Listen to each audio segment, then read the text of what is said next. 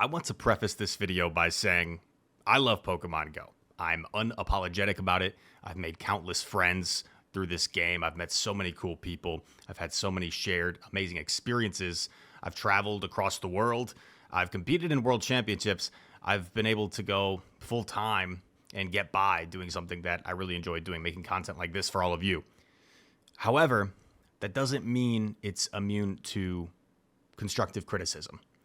And what we're going to go over in this video is several matches in the Charlotte Regional Tournament from this past weekend where inconsistencies and bugs in mechanics played a factor in who was going to win certain matches. There is also a lot of love I have for this community, but one thing I tend to notice online, especially on social media platforms, is sometimes people's passion can boil over to the point where they're no longer giving constructive feedback to Niantic, but instead just kind of pointlessly hating and taking out their emotions for what may agitate them within the game on Niantic.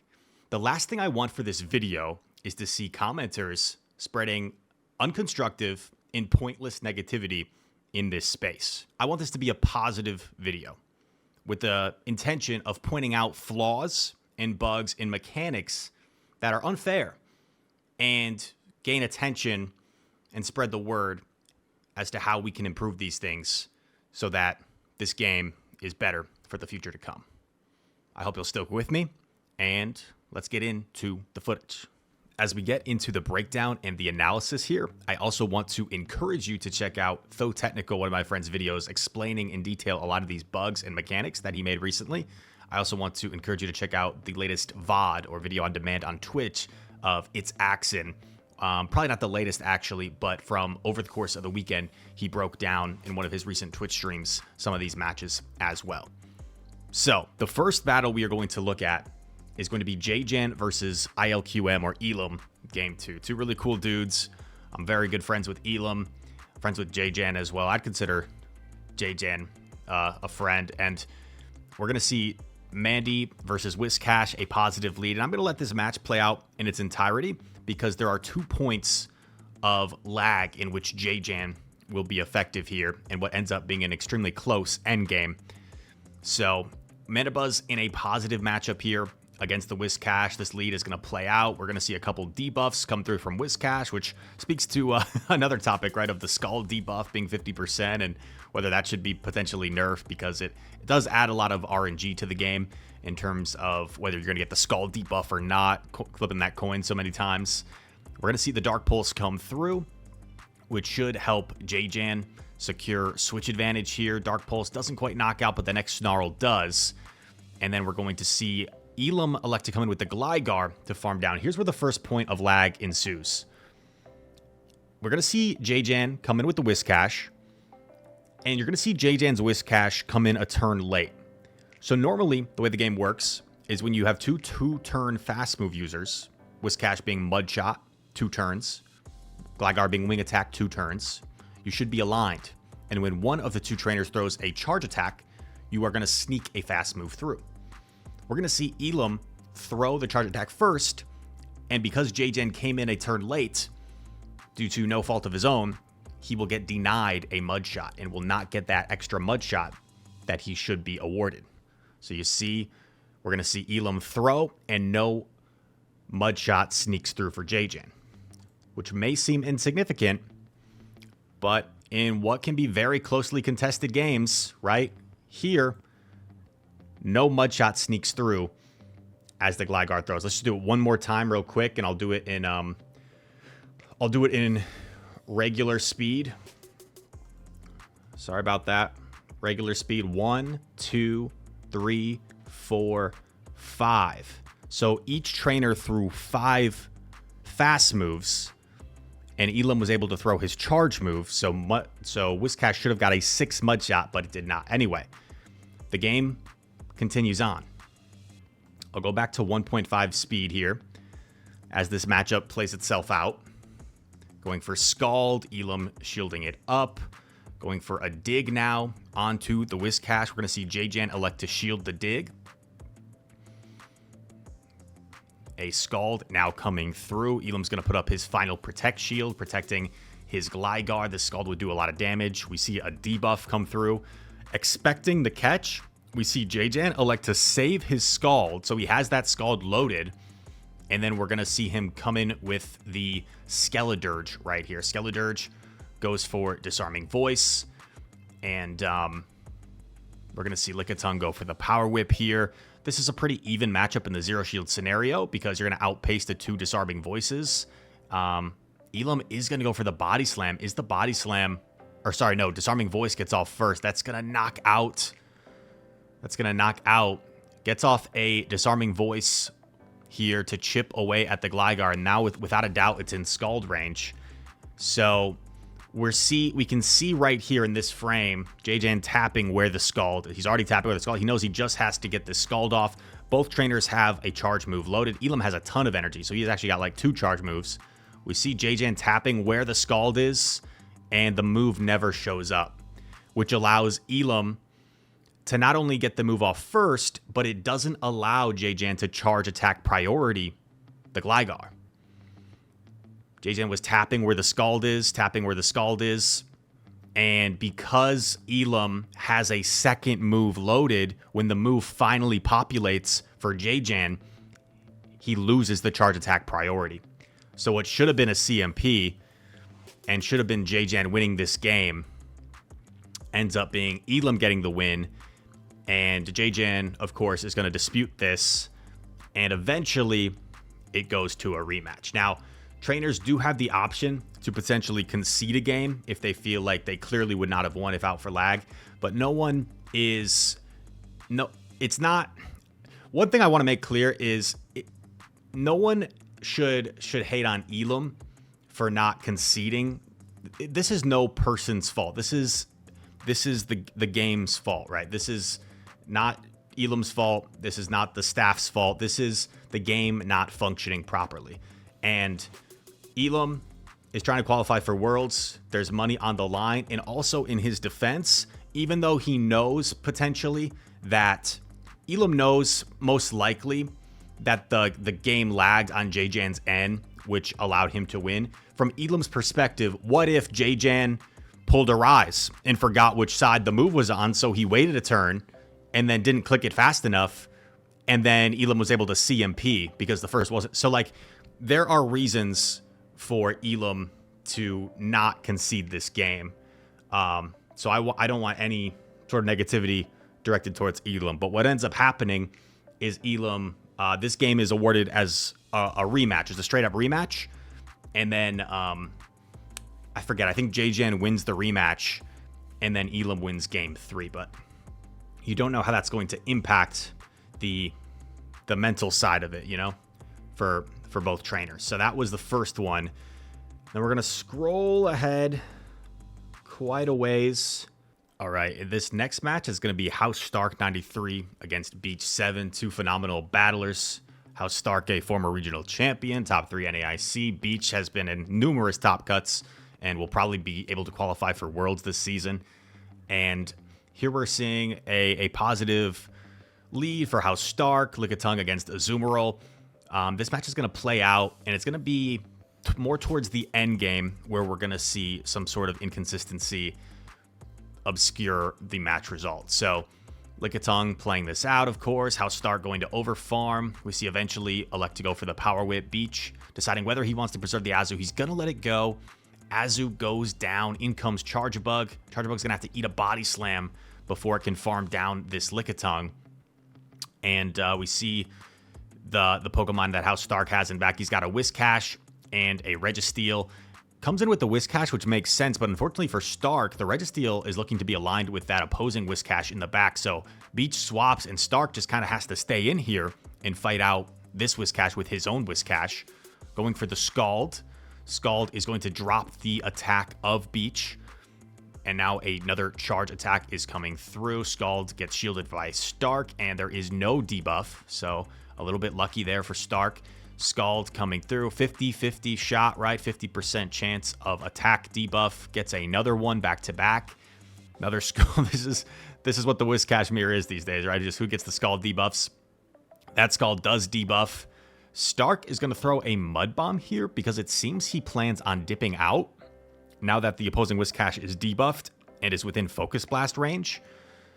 So we're going to see Stark build up energy. Beach stores all that energy on his Whiscash and then comes in with Charge Bug. Zap Cannon coming through. Gets the attack drop. This is kind of an awkward spot for Stark just because Lock-On does such little damage. But I think he recognizes he needs to lock on down to win this game. Now what you're going to see happen here, I'll just let it play the full out. I'll let the full match play out, and then we'll go back. Discharge comes through. We're going to see Beach is 2 Volt Switches away, but gets locked on down first. And then a Focus Blast comes through, and this is going to knock out the Whiscash, and that is a good game. So then Beach starts talking, and there was a lot of discussion about like what could he be disputing here, and a lot of people were under the impression he was disputing the Whiscash, its move not showing up. So the Whiscash move not showing up. Some people were saying, okay, if Whiscash, if Beach goes for, let's see where he was tapping, by the way, if it shows. Doesn't get the discharge. We can't really see where he was tapping. But let's say Beach throws the Scald, gets a debuff, lives the Focus Blast. Maybe that opens up a win condition. I think it's like unlikely, but maybe it's possible. Because if he throws the Scald, I feel like Stark can just shield, and then probably fast moves are enough. But I also don't think you can give a rematch based on a debuff. So that's what people were speculating. What I found out from Stark himself, and once again, this is from Stark, so maybe things were lost in translation. But according to Stark, who was there talking with everyone discussing this happening, he said the dispute was given because it was deemed that Charge Bug should have reached the discharge here.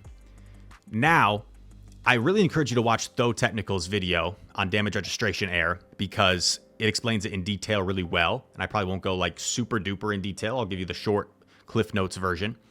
But the way the game has always functioned is a fast move will take precedent and register first, typically, over a charge move one turn before. So it usually takes 1 turn or a half second for that charge move to register. We're going to see when we slow this down, 9 lock-ons knock out the Charge Bug before it can do 2 Volt Switches and a discharge. 2 Volt Switches is 8 turns. It takes 1 turn to register the discharge for that 9th turn. The way the game normally behaves is that Beach should not be able to get that move off. However, there was a blog post like 2 years ago that mentioned you should get that move off. And although I can't give you like a percentage, that would be, I can't think of the word I'm looking for. That would be like insincere to give you like, oh, it happens only 20% of the time. Completely speculative, but completely speculative, give or take with a grain of salt, add whatever caveat you want on that saying. I would say it happens very rarely, very seldom happens compared to not getting the move off. Normally in this situation, you're not going to get the move off. Very rarely you might get the move off, something that we refer to as the new mechanic with, or now as damage registration error. So we're going to slow this down to 0.25 speed. Still might not be the easiest to tell, but try to count the lock-ons. 1, 2, 3, 4, 5, 6, 7, 8. So I counted 8 there, but I think there was maybe like one I missed, so 9. Because the first time I counted 9, but like even slowing it down, right? I'm like, is it 8? Is it 9? I counted 9 there, and let's just say 9. That's how the game typically functions.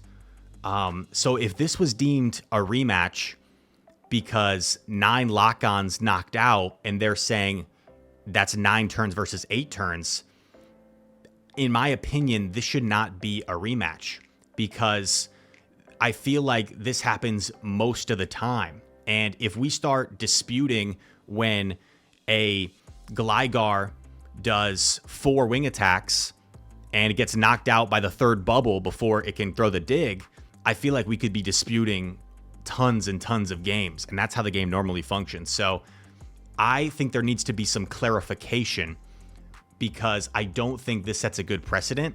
And I think other things worth noting here Beach may have not realized it was simply like a one-turn damage registration error type of thing. And I also think if you look at the rules in the handbook, you can kind of construe it in a way that this is a disputable thing. And I personally don't think something that happens the vast majority of the time. I can't think off the top of my head of a time where someone has gotten the quote unquote new mechanic or the damage registration error in a tournament. That's how seldom it happens. It happens more often in GBL, in my opinion, when there might be some like latency and Wi-Fi stuff connection going on. But I can't think offhand. Maybe people watching this video can point out some examples, but I personally can't think off the top of my head or remember off the top of my head of a time when someone does, for example, 4 wing attacks and lives a third bubble to get off a dig that would have KO'd them. So this, in my opinion, should not be a rematch if it's ruled because of if that was indeed the reasoning, was that the charge bug should have gotten off that discharge, because in my opinion that almost never happens, and I think that's a bit of a mistake. So I am asking for clarification and maybe some sort of input where either the game gets to a point where like it's consistent, where no, you never get that move off, even though 1% of the time, I'm just throwing a 1% out there, it might be more than that, but very seldom you get it off, or they adjudicate the rules so you can't dispute throwing 3 bubbles and the 5th wing attack KOs before you get off the ice beam, right? And I'm just kind of throwing examples out there. If me quickly throwing out those examples is confusing to you, my apologies, but I think more advanced battlers, when I say that, like know what I'm referring to. So yeah, that was example number 2, and we're going to move on to example number 3. All right, here's example number 3. This is going to be Dunebug versus Buckeye Fitzy in a decisive game number 3. And what happens at the end of this battle is something so small and so quick that I did not personally notice it when it happened. I don't think many people noticed it when it happened. I was pointed it out to somebody asking about it, and after watching it back like multiple times, then I finally saw it. So it shows you like how close these games can be and how something so small that you might not even catch in the game can actually impact the outcome. Dunebug, most of you guys probably know, we featured him on the channel before, one of the best battlers in the world, without a doubt. I think he's in the conversation for the best battler in the world. Can win a tournament on any given day. Buckeye Fitzy, former Worlds competitor, really solid player. He beat me in a Sylph tournament, like really convincingly one time. I did a practice tournament and he like totally smoked me. So really good player. I think underrated. I think gets sometimes a little bit of flack because there was one tournament that people was like, it was smaller and there was some, we don't need to get into it. There's some shenanigans on social media, but I think Buckeye has really proven that he's an exceptional battler, especially being able to take down potentially Dunebug. We'll see here. But as this game plays out, I'm not really commentating on it too much because it's really the end game, which is going to be significant. So we're seeing this match play out. Also, I want to know, let's go back. Sorry. But Buckeye plays this match exceptionally well. Exceptionally well against one of the best players in the world, Dunebug. He plays out the lead in the zero shield scenario, and he doesn't give Dunebug this much. If he gives Dunebug this much shot down, I think he loses. But he recognizes he can't afford to do that. He instant swaps the Swampert, and I also don't mind the Hydro Cannon before allowing Dunebug to get to a move. I think that makes sense. But that pivot right there from Buckeye Fitzy is an exceptional read and is the reason he's in this game. If he lets his Lickitung get mud shot down, he just loses. So that was an exceptional pivot there from Buckeye. And now we're going to see Swampert fire off another Hydro Cannon. The Red Steel will hang on as Dunebug pivots into the Whiscash. And now Buckeye just kind of has to figure out, how am I going to close this game out? What am I going to do here? Another Hydro Cannon coming through from the Swampert. This will be taken by the Whiscash. Move coming through. And charge attack priority is probably best case scenario for Buckeye, because now he can swap Gligar while the Whiscash doesn't have a ton of energy. Wouldn't have minded to see him throw Aerial Ace there, because the non-debuffed Aerial Ace would have been kind of nice to get off right away. Scald comes through. There is the attack drop. Goes for the dig now. And Dig is going to grab a shield from Dunebug. We still have a shield on the side of Buckeye. He kind of has to shield the Mud Bomb at this point in the game. And Mud Bomb gets shielded. We see a phenomenal catch by Dunebug here. Phenomenal catch. Could have maybe undercharged. Actually, I forget how much energy Reggie had. But we're going to see Mud Bomb get off here. And then it's going to be a bit of a race in the back with the fast move pressure. Lickitung probably has to come in because it's got a little bit more health. Swampert might get Mudshot down. He comes in with the Lickitung.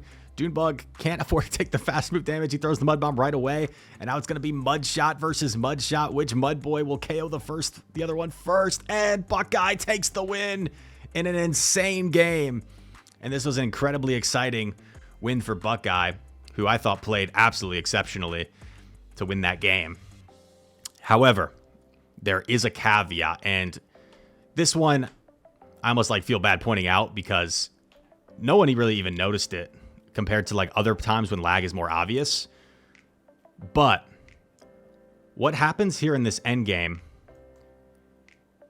Let's see. I think it was here. Dig. It's after the catch. So after the catch happens, we'll slow it down a bit to actually see what happens. After the catch, so I'm going to slow it down now. So Dunebug makes the catch on the Registeel, and here comes Whiscash. We are going to see Dune's Whiscash come in a little bit late, about a turn late. And the reason this ends up being significant, because when I watched it the first time, when someone said he took an extra wing attack, I was like, what do you mean? Because Dunebug threw first anyway, so he throws after 3 Mudshots. So, it's the same thing, right? Because you get a sneak anyway in this matchup. So, what are you even talking about? But watch it closely. So, you're going to see the Whiscash come in. Dunebug's going to attempt to do 2 Mudshots and throw the Mud Bomb, which in theory, he should take 2 wing attacks worth of damage and then knock out the Gligar. But what happens is because he comes in a turn late, the 3rd wing attack is going to register here. So if you look from Buckeye Fitzy's perspective here on the right where my cursor is, you see 1 wing attack worth of health. You see 2 wing attacks worth of health. You see 3 wing attacks worth of health. And that little extra bit of chip damage, I think, makes the difference in this being a win for Buckeye Fitzy compared to this being a simultaneous KO in the end game, in which they would have to replay this game 3 and do another one. Really small there, but I think it's still important to just to use this as an example as how closely contested these games can be and how 1 turn lag, although being seemingly insignificant, can play a big role. Also, what I did want to point out is I think the Lickitung might have also come in a turn late and missed a lick. So we could also talk about that too. Because let's count the licks. Dunebug is 5 Mudshots away. So let's just, while we're here, I guess, I'll let you guys off shortly. School's out. Class out of session in a bit. But I think Lickitung gets 10 licks when theoretically it should get 11, I believe. But again, that's damage registration error. So there's clarity on how many licks the Lickitung should even get to begin with. Sorry, I've got it super slowed down. So the 10 seconds of waiting out the switch timer is extra long. Let's see. I think the Lickitung came in a turn late. So 1, 2, 3, 4, 5, 6, 7, 8, 9, 10, 11? I don't even know. Maybe I'm tripping. Anyway, maybe I just paused that for nothing. But, let's say the Lickitung only got 10 licks versus 11 licks. That could have also made a difference there. So, anyway, this is the video. And I guess we'll go back to this screen right here. But once again, the reason I'm making this video is not to cast aspersions, is not to say, oh, blah, blah, blah, blah, mean, anger, fixed game, yada, yada. I think this is a game that I love and I want to play for a long time, and I want all my friends to potentially play, and I want to make more friends playing this game, and I want to travel, and I want to create cool content, and I want to expand my content, and I want to have a lot of fun. And I'm a very competitive person as well, and I want fairness of competition, and I don't want to find myself in a situation as some of these battlers where I feel like I was potentially gypped out of a win or a victory out of something that was out of my control in terms of the game functioning in a way it is not intended to function, or it inconsistently functions. So those are my thoughts on the topic. I love Pokemon. We prefaced the video by saying it. We're saying again, and I hope you guys can respect my wishes and be positive in the comments and be constructive in any feedback, and this doesn't become some sort of toxic or negative type of environment. All right. Sometimes I get criticized for not critiquing Niantic or the game enough. I don't know. Maybe I'm just a very positive person and I enjoy what I enjoy with the game, which is mostly PvP. And I'm vocal when I live stream about, oh man, I lagged a turn there. Oh, this is terrible. This is ridiculous, when I get frustrated. But I think in life, it's important to be constructive with your feedback. I saw Pokédaxi, popular content creator, have a tweet the other day. He feels like there's two types of hate comments that are like have some truth to them, but are just like unnecessarily mean. And then comments that like are just hateful for the point of being hateful. So why don't we eliminate both of those as best as we can, and maybe provide some truth with things that could be better, and trying to do it in a respectful and polite manner where people are more inclined to be receptive to that form of feedback and maybe not take it with a grain of salt or any sort of animosity. All right. I think we want a lot of the same things, folks. And Charlotte was an amazing production. I had a lot of fun watching. I watched it for hours and hours. It was an amazing tournament. Congrats to Lyle, who ended up winning the tournament. Super cool guy. K-Sean, fan of the channel, second place finisher in his first ever tournament. Absolutely unreal. But there were a few things that did leave me a little bit disgruntled with how things played out on day one. And I just wanted to point out a couple of those things. Thank you guys for watching. If you enjoyed this video, feel free to leave a like, comment down below. All comments are appreciated. Subscribe to the channel if you're new. And all that said, thank you so much for watching. I hope to see you in the next one. Peace. I actually stopped recording and came back to add one more thought. I know pretty much nothing when it comes to the technical side of things and how easy or simple or difficult it is to tweak and fix these inconsistencies within the game. I've had the pleasure of meeting one of the employees at Niantic before who's involved in this type of thing. And I know I'm completely ignorant into how the technical aspect and behind the scenes of making this game function as we'd like to try and perfect it. How complicated that is and how complex that is. So this isn't me saying it's as easy as 1, 2, 3, bada bang, bada boom, fix it. I'm just, again, pointing out things that I think could use fixing and raising awareness that I'm sure Niantic is well aware of, but just kind of raising that conversation in a constructive manner. You little rascals. All right, that's it. See ya.